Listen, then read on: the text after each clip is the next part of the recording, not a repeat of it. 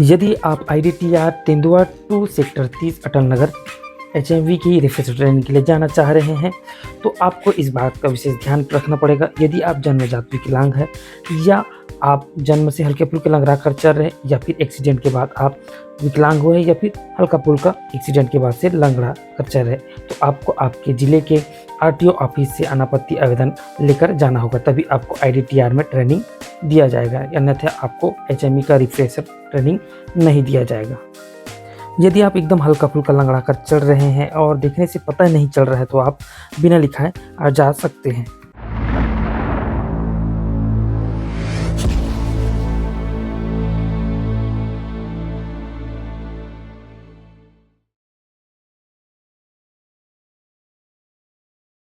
तो हेलो दोस्तों, मैं हूँ हरीश और आप देख रहे हैं हरीश व्लॉग। तो आज हम जाएंगे IDTR सेक्टर 30 अटल नगर नया रायपुर। तो दोस्तों, यदि आप हैवी लाइसेंस का रिन्यूअल कराना चाहते हैं तो अब आपको 2 दिनों का IDTR से में ट्रेनिंग लेकर वहाँ से सर्टिफिकेट लेना होगा, तभी आप अपना हैवी लाइसेंस रिन्यूअल करा पाएंगे। पहले आप किसी भी एजेंट के थ्रू या RTO ऑफिस जाकर रिन्यूअल कराते थे, लेकिन अब आपको IDTR में 2 दिनों का ट्रेनिंग लेना होगा और उस 2 दिनों की ट्रेनिंग में आपको जो भी RTO के गाइडलाइंस के अनुसार से पढ़ाया जाएगा, उससे रिलेटेड आपको 20-20 नंबर का प्रश्न पूछा जाएगा और न्यूनतम आपको 12 नंबर उसमें लाने होंगे। यदि आप दूसरे दिन भी 12 या उससे कम लाते हैं तो आपको तीसरे दिन बैठना पड़ेगा और तीसरे दिन भी आप यदि 12 नंबर से कम लाते हैं तो आपको चौथे दिन बैठना पड़ सकता है। और जैसे ही आप वहाँ से पास होंगे तो आपको एक सर्टिफिकेट दे दिया जाएगा जो कि ऑथराइज्ड होगा। वहाँ से आप उस सर्टिफिकेट को लाएंगे और मेडिकल बनवाकर ऑनलाइन करके खुद से आप अपना हैवी के लाइसेंस के रिन्यूअल के लिए प्रोसेस कर सकते हैं सारथी के साइट से, या फिर आप किसी एजेंट के थ्रू करवा सकते हैं। तो दोस्तों, IDTR का नाम सुनकर कहीं आप कंफ्यूज तो नहीं हो गए? जी हाँ, ज़रूर हुए होंगे, क्योंकि IDTR का पूरा नाम है institute of driving and traffic research, जहाँ आपको ड्राइविंग और ट्रैफिक के बारे में, साथ ही साथ धाराओं के बारे में, किन किन प्रकार के धाराएं लगते हैं बिना कागजात के, या नाबालिग के द्वारा वाहन चलाना, बिना लाइसेंस के, बिना हेलमेट के 3 सवारी गाड़ी, तो इस तरह से बहुत सारी धाराएं के बारे में, साथ ही साथ हमारे देश में ट्रैफिक का जो नियम है वो कब लागू हुआ, वो सब पढ़ाया जाएगा। तो दोस्तों, यदि आप दिल्ली राजरा या उसके आसपास रहते हैं या फिर दुर्ग में रहते हैं तो आपको ट्रेन और सिटी बस से कैसे IDTR नया रायपुर जाना है, इसकी कंप्लीट जानकारी आपको दूंगा। तो चलिए दोस्तों, फटाफट से चलते हैं। तो दोस्तों, आपको अंतागढ़ से यदि डायरेक्ट रायपुर के लिए जाना है तो आपको 4:45 की सुबह वाली जो ट्रेन मिलेगी वो 8:55 को रायपुर पहुंचा देगी, जिसका किराया महज मात्र 40 रुपये है। और यदि आप दुर्ग से जाना चाह रहे हैं तो आपको 5 बजे एक ट्रेन मिलेगी जो कि 6 बजे आपको रायपुर पहुंचाएगी। और यदि आप 6:20 वाले में जाते हैं तो आपको रायपुर 7:20 को पहुंचा देगी, मात्र 10 रुपये में। मैं दुर्ग से निकल चुका था 5 बजे वाले ट्रेन में जाने के लिए, लेकिन जब मैं वहां पहुंचा दुर्ग रेलवे स्टेशन तो मुझे पता चला 10 मिनट ट्रेन लेट है। लेकिन कुछ देर मैं और बैठा रहा तो बाद में पता चला वो ट्रेन रद्द हो चुकी है, तो मैं गया 6:20 वाले ट्रेन में बैठ के। सुबह 6:20 वाली ट्रेन एकदम खाली खाली गई। काफ़ी देख सकते हैं ट्रेन में कितनी खाली जगह है, सीट में लोग आराम से बैठे बैठे जा रहे हैं तो कोई सोते हुए जा रहे हैं। तो भी मैं भी बाहर का नज़ारा देखते हुए अपने मोबाइल में शूटिंग करते हुए जा रहा हूँ दोस्तों, जिसे मैं आपको दिखा रहा हूँ। देखते देखते पता ही नहीं चला कब पहला स्टेशन आ गया, जो कि था भिलाई नगर। तो पहला स्टेशन को हम पार कर रहे हैं, ये है भिलाई नगर का रेलवे स्टेशन।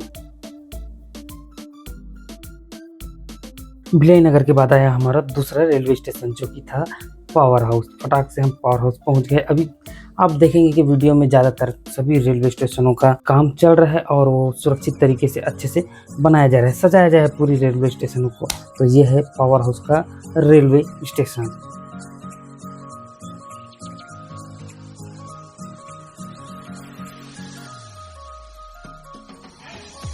अभी जो आप नज़ारा देख रहे हैं दोस्तों, ये है हमारी भिलाई स्टील प्लांट के एरिया का, जो कि काफ़ी बड़ा क्षेत्र है दोस्तों। आप वीडियो में देखेंगे काफ़ी लंबा इसमें मैं शूट करके रखा हूँ, बहुत ही लंबा है दोस्तों, काफ़ी लंबा भिलाई स्टील प्लांट, जो कि पूरी दुनिया में मशहूर है रेल प्लांट बनाने के नाम से।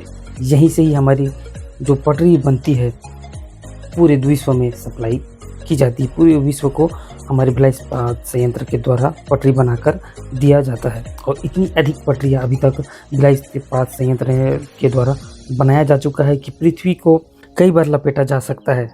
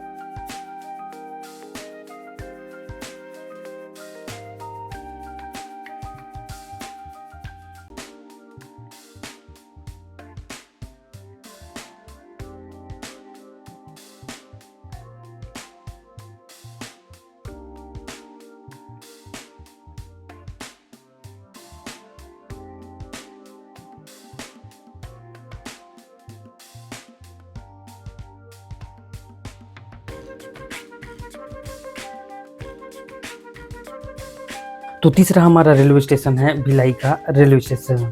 तो दोस्तों अभी हम पहुंच चुके हैं भिलाई, जो कि अभी आप जो देख रहे हैं नज़ारा, ये है भिलाई रेलवे स्टेशन का नज़ारा। तो आप देख सकते हैं दोस्तों कैसा है भिलाई रेलवे स्टेशन, मैं आपको सभी तरफ दिखा रहा हूं दोस्तों। तो चौथा हमारा रेलवे स्टेशन है देव बलौदा चरोदा। तो आप देख सकते हैं दोस्तों ये है चरोदा रेलवे स्टेशन का नज़ारा, जिसको कहा जाता है देव बलौदा चरोदा रेलवे स्टेशन। काफ़ी सुंदर लग रहा है मुझे देखने से, आप देखकर कमेंट करके जरूर बताएं कैसा है देव बलौदा चरोदा का रेलवे स्टेशन। तो चलते चलते हम पहुंच गए हैं 5वें रेलवे स्टेशन, जो कि है सरस्वती नगर रेलवे स्टेशन। आप देख सकते हैं दोस्तों बोर्ड में लिखा हुआ बड़े बड़े अक्षरों में सरस्वती नगर, जो कि है रेलवे स्टेशन। तो दोस्तों ये है हमारा सरोना का रेलवे स्टेशन, आप देख सकते हैं सरोना लिखा हुआ है। तो फाइनल दोस्तों हम पहुंच चुके हैं रायपुर के रेलवे स्टेशन, जो कि बहुत बड़ा जंक्शन है। और जैसे आप उतर के देखेंगे तो राइट साइड में आपको देखने को मिलेगा लाल रंग का सिटी बस। तो हमें जाना है लाल रंग की इस सिटी बस में। ये टिकट काउंटर आपको जो सामने दिख रहा है वहाँ से टिकट लेना है और सामने सीधे जाके हमें बस में चढ़ जाना है, जो कि 40 रुपए का आपको टिकट मिलेगा सेक्टर 30 के नाम से। और ठीक 8 बजे हमारी सिटी बस चल चुकी है, जो कि देख सकते हैं दोस्तों आप। ये सफ़ेद वाली सिटी बस में आपको नहीं बैठना है, आपको बैठना है लाल वाली सिटी बस में, जिसका टिकट काउंटर अलग से बना हुआ होता है। वहाँ आप जाएंगे, आपको टिकट लेना है, बताना है IDTR, तो आपको सेक्टर 30 का टिकट काट कर दिया जाएगा। सिटी बस आपको 1 किलोमीटर दूरी पर उतारेगी, आपको आगे सीधे जाना है और लेफ्ट साइड मुड़ना है। तो इस तरह से दोस्तों आप भी गूगल मैप देखकर IDTR institute of driving and traffic research centre पहुंच जाएंगे और यहाँ जो प्रवेश द्वार दिख रहा है वहाँ से अंदर जाएंगे।